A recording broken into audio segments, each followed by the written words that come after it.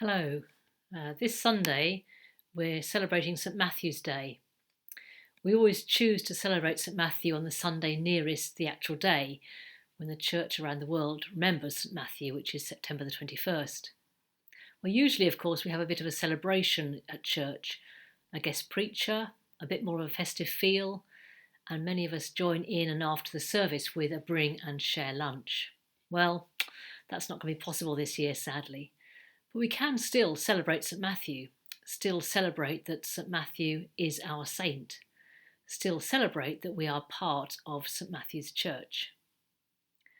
Over the past week, I have been reminded twice, on separate occasions, of the book of Esther in the Bible.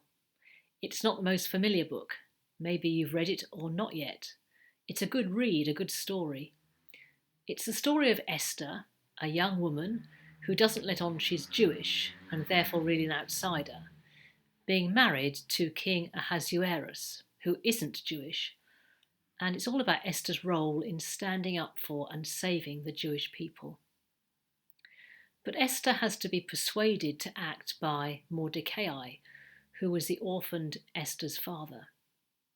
In chapter 4, we have Mordecai reprimanding Esther for trying to look the other way and pretend that what was happening to her fellow Jews was nothing to do with her, and it wouldn't touch her, protected as she was in the royal palace.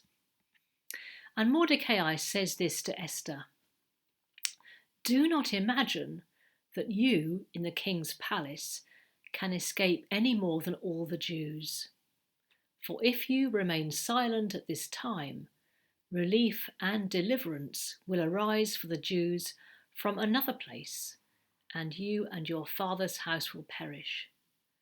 And who knows whether you have not attained royalty for such a time as this?"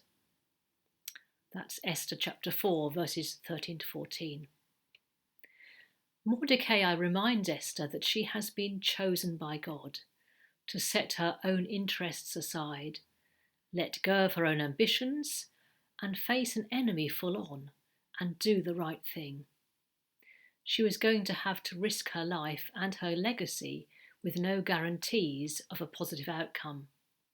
That's the "for such a time as this" that Mordecai challenged Esther to accept.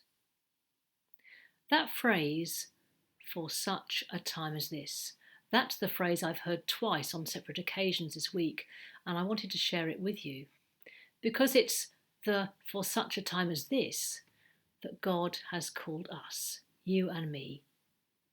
It was for such a time as this that Jesus called Matthew, who, like Esther, was an outsider, a tax collector, who people didn't think much of in those days.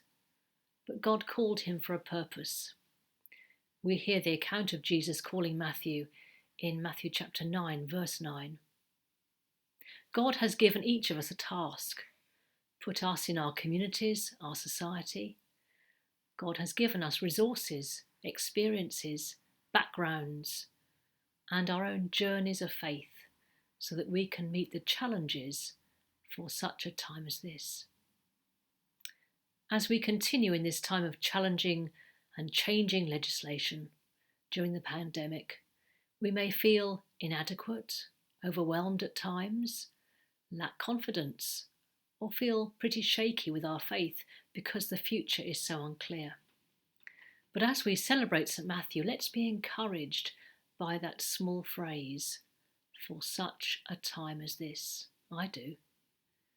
An entire nation was grateful for how Esther responded to Mordecai's rebuke. Their lives were spared. St Matthew's life was changed forever, and he wrote St Matthew's Gospel, which has been told to so many down the centuries about Jesus. And who knows what our faithfulness in prayer, in worship, in loving service, in acts of kindness will do, what effects these will have, we will have on the lives of others. May each of us rejoice to be followers of Jesus in and for such a time as this, and may God bless each one of us this St Matthew's tide. Amen.